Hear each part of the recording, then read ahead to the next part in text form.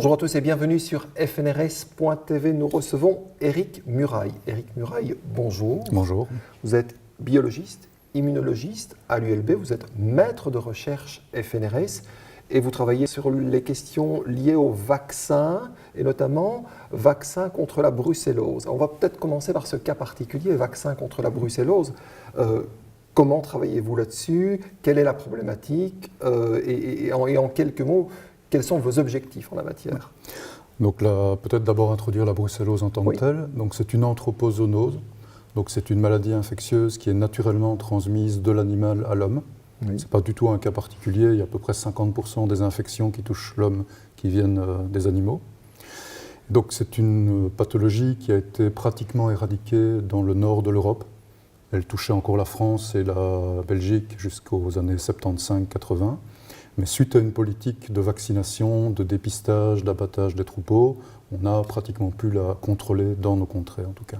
Donc là, important d'avoir une politique publique qui est rendue possible par un financement en quelque sorte. Oui, tout à fait. Quand on doit abattre les troupeaux. Dans le cadre de la brucellose, il y a d'une part l'effort qui a été fait en recherche en Belgique, qui a été notable, et un effort au niveau de la santé publique pour le dépistage chez les individus infectés, dans les troupeaux, et également pour rembourser les éleveurs dont on a dû abattre les troupeaux.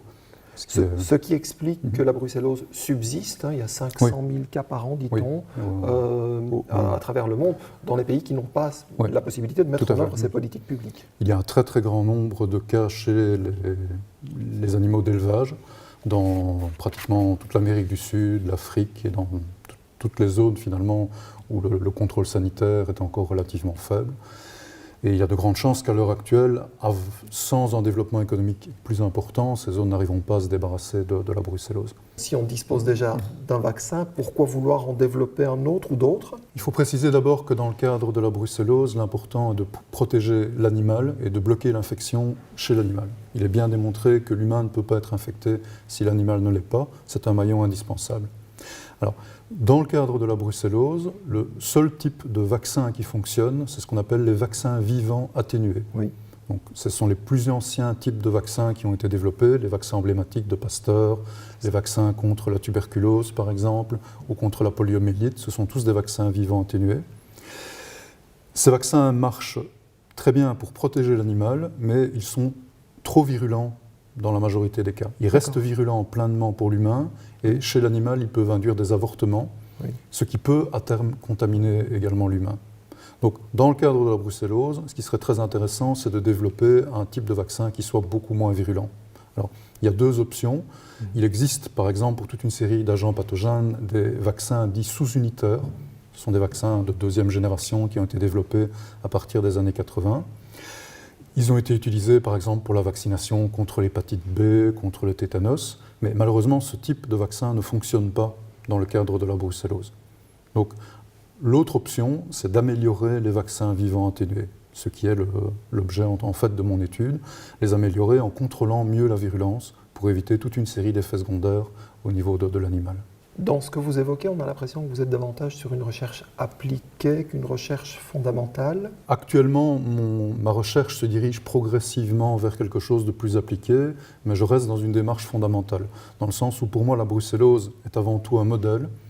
J'étudie une pathologie et j'essaye en fait de raffiner un système de production de vaccins rationnel qui puisse en fait être applicable à toute une série d'autres types d'infections bactériennes. Les grands défis en matière de vaccins, pour vous, ça va être quoi? Nous vivons dans un monde qui est de plus en plus globalisé. Au niveau économique, c'est évident, mais il y a également une globalisation des épidémies. Je pense que les 10 et 20 dernières années l'ont bien démontré. Pratiquement toute la planète est concernée à chaque fois qu'il y a une épidémie importante. Donc il faut absolument qu'on améliore notre capacité à produire des vaccins rapidement, des vaccins efficaces, bien protecteurs. Et donc pour réussir ce challenge, qui à mon avis est vital pour nos sociétés, il faut absolument développer une meilleure compréhension de la relation hôte-pathogène. Donc c'est principalement à ça que j'ai l'intention de me consacrer pour le reste de ma carrière. L'environnement de recherche est très important et la sécurité aussi. Vous êtes obligé de travailler dans les labos de sécurité tout à fait. Il n'y en a pas tant que ça en Belgique, en Fédération Wallonie-Bruxelles. Dans le cadre de Bruxelles, on a affaire à un agent pathogène qui est classé au niveau de biosécurité 3, c'est-à-dire un agent qui est capable de causer une infection grave chez l'individu, qu'on peut traiter, mais qui est également transmissible par aérosol. Donc il faut un système de confinement qui évite toute possibilité de contamination de l'environnement par la bactérie et où on puisse manipuler des animaux en expérience. L'ULB ne disposait pas de ce type d'infrastructure, donc depuis une quinzaine d'années, j'ai développé une collaboration très productive avec l'UNAMUR qui me permettent d'avoir accès à ces installations. En tant que chercheur, vous ressentez la responsabilité d'intervenir dans l'espace public pour expliquer tout ça. J'imagine que vous êtes régulièrement sollicité. D'une part, c'est un service public qui est important à assurer. Je pense qu'il faut expliquer aux gens les différents problèmes et donner un éclairage scientifique, une éducation entre guillemets scientifique aux gens pour qu'ils puissent se faire un avis raisonné sur les questions. Mais d'un autre côté, je pense que pour le scientifique, c'est également très enrichissant parce qu'on sort un petit peu de son espace de confort intellectuel, on peut voir les choses de manière plus généraliste et ça permet un développement également intellectuel et personnel qui est à mon avis tout à fait profitable. Alors vous m'amenez à la dernière question sur cette liberté de chercher qu'on pose souvent dans FNRS TV. C'est la signature du FNRS, c'est cette liberté de chercher. Vous la vivez comment, vous, comme quelque chose d'absolument indispensable pour vos recherches ? Oui, je crois qu'en recherche, elle est absolument indispensable et je pense que le FNRS donne en théorie tout à fait cette pratique dans le sens où c'est une des dernières institutions qui nomme à vie des chercheurs, ce qui permet d'avoir une vision sur le très long terme et une liberté de choix.